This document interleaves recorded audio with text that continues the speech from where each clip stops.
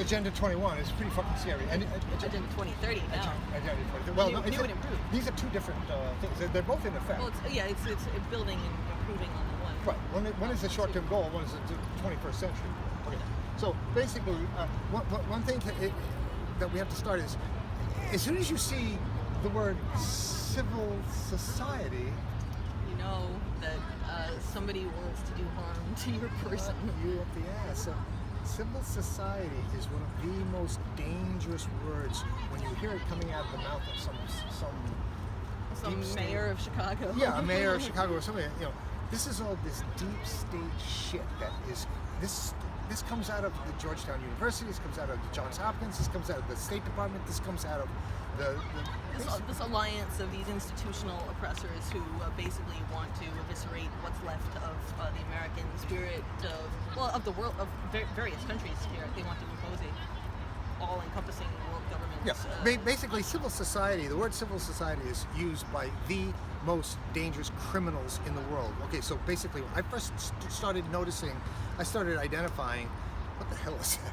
I don't know, it's a big, huge fucking thing, right? It's a crane. Okay, well, I've never seen anything like that before. So when they use civil society, they used to use it in the early 90s. It was some State Department piece of shit would come out and say, as they like totally destroy and detonate your nation.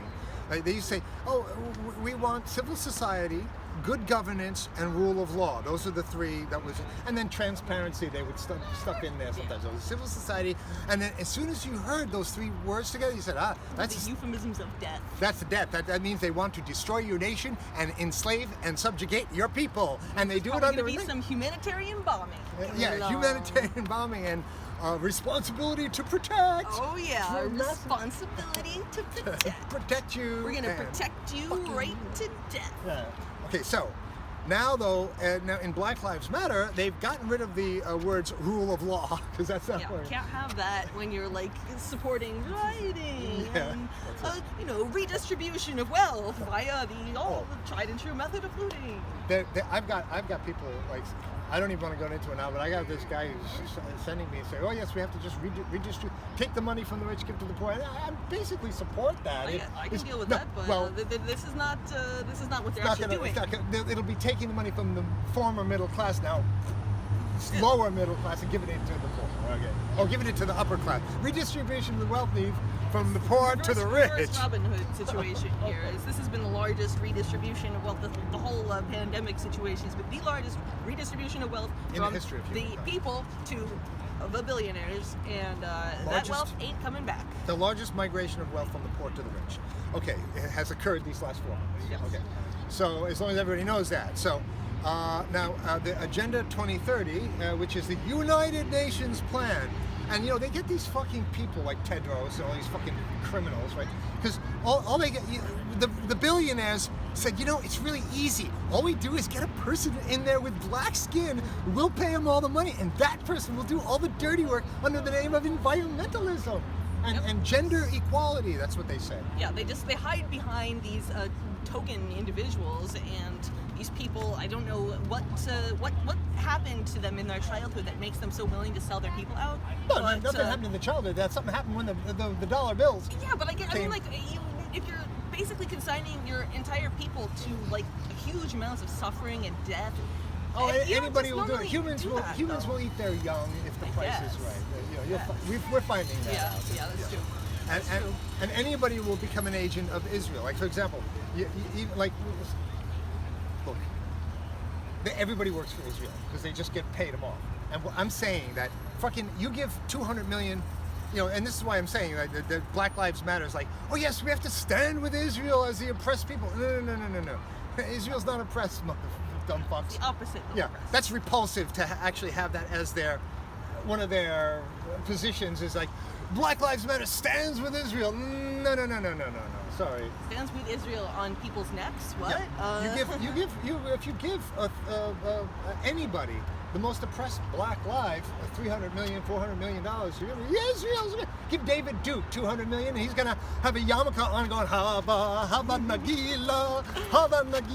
You give Yeah. Richard Spencer, 100 million. He's gonna be like, Well, Richard Spencer already works for Israel. So I know, he's gonna get the Wailing Wall. You know, Richard Spencer doesn't need any money to do that. I guess he's already been paid off, but that's not a good example. No, and we would never even heard of Richard Spencer unless CNN made him a star. You know? Yeah, I saw this clip the other day. They went to some town in, I think, Pennsylvania that has one Nazi in it.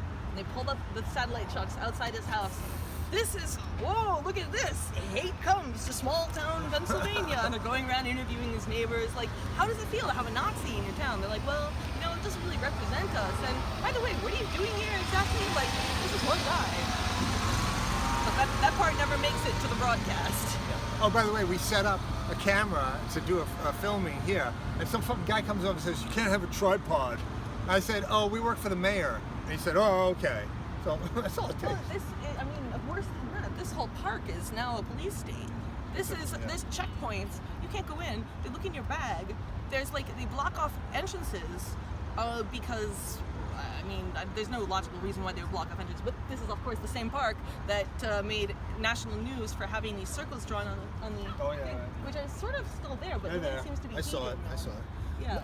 I went here when they first did that because I wanted to see, okay, how long can I sit outside the circles before somebody tells me to move? There was nobody enforcing the circles. People were just doing it themselves.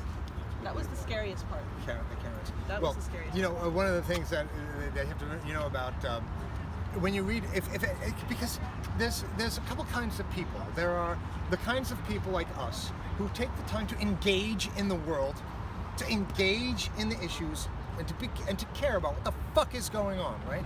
Okay, and then you have the kind of people that watch TV and they're like, oh, people like us are totally unreasonable. They don't. Okay. Now the problem is when you do some slight engagement, right?